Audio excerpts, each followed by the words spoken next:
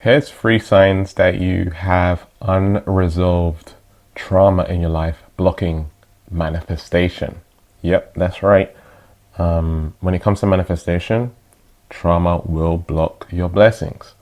And so the first one is manifesting and losing it. So manifesting something in your life and then losing it, or it's not quite what you wanted it to be.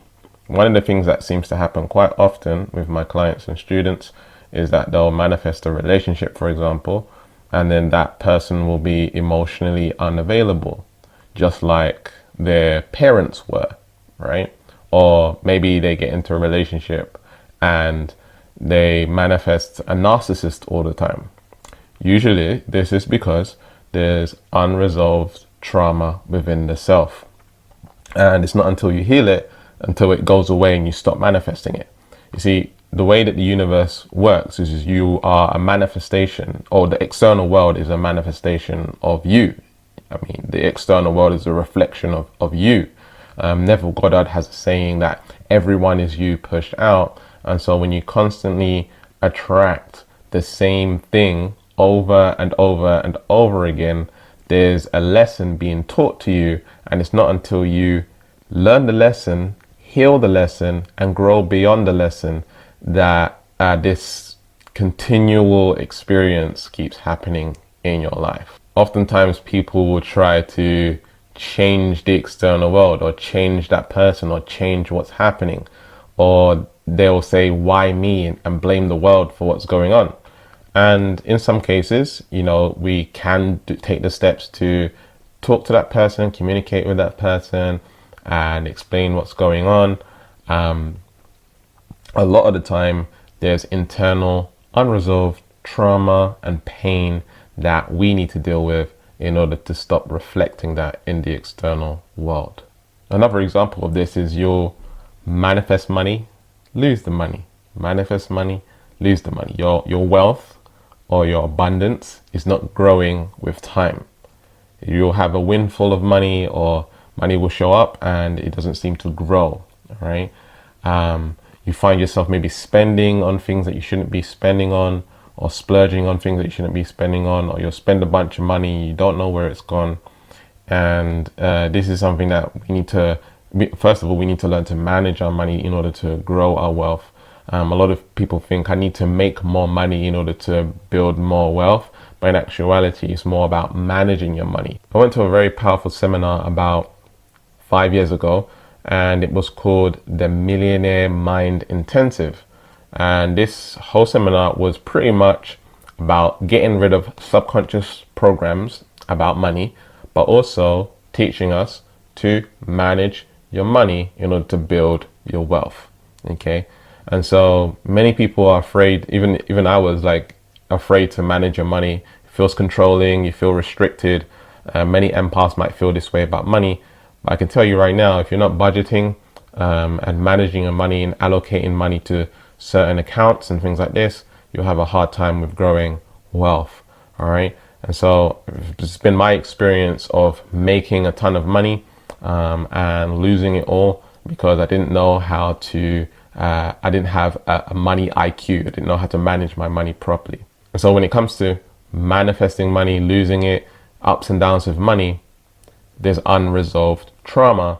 And if you're afraid to manage your money, that shows there's unresolved trauma. Maybe, when you grew up, you wanted McDonald's, or, you wanted a toy or something like this, and mommy or daddy didn't get it for you because didn't have the money. And so you're crying that you want this thing, or you want to have this thing, right?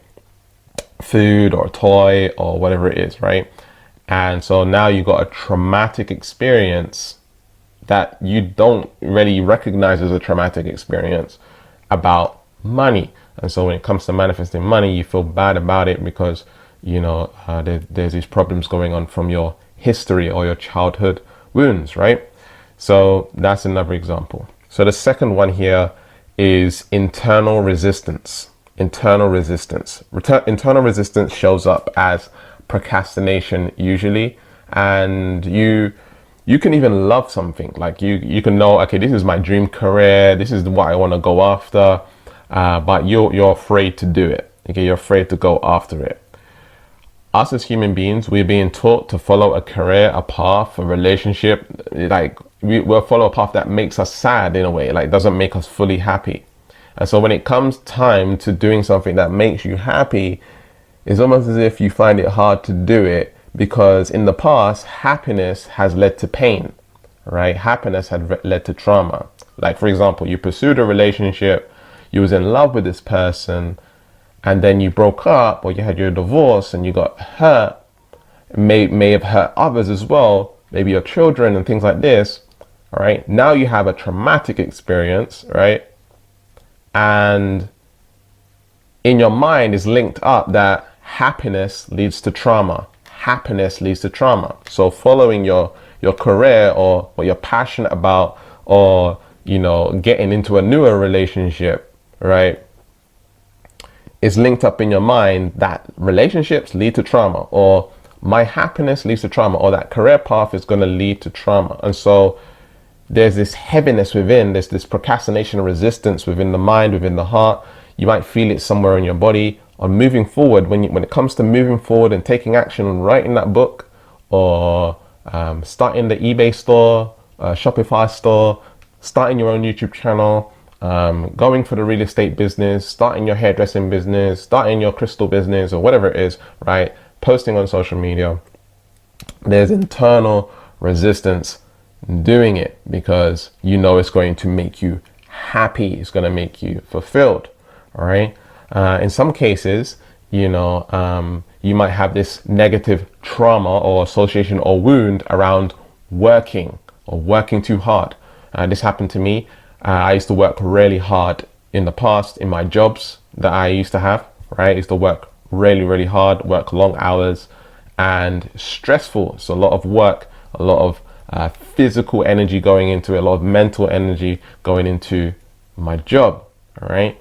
And so in your head, you got this association of hard work is hard, and then you're tired and fatigued at the end of the day.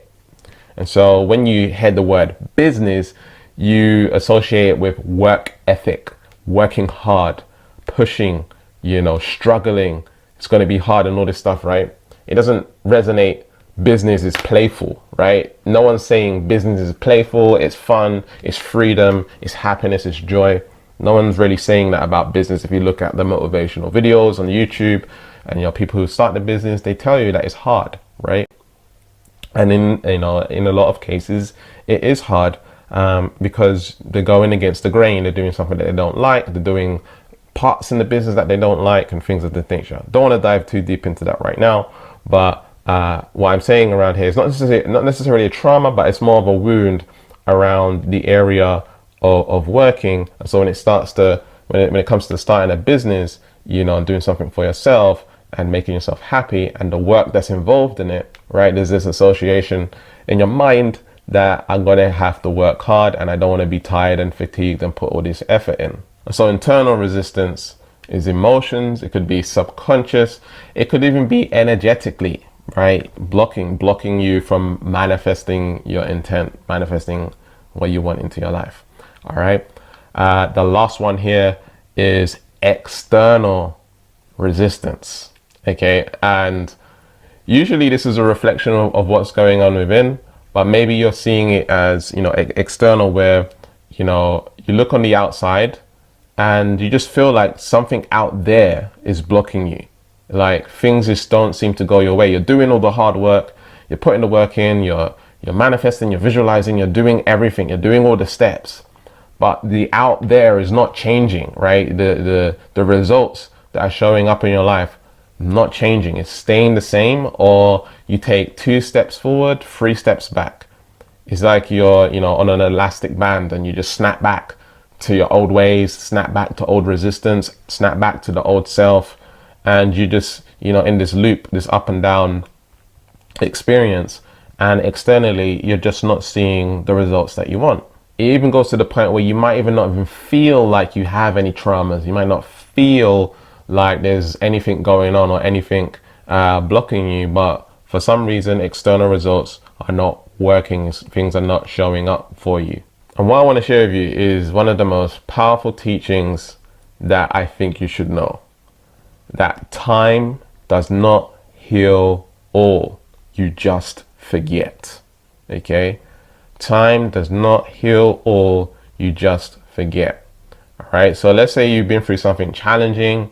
Let's say it's a breakup or something like this, right? Over time, you're going to feel less and less and less and less pain around the situation that happened to you. And you feel like you're over it, right? But I can tell you, on an emotional level, on an energetic level, that stuff is still there.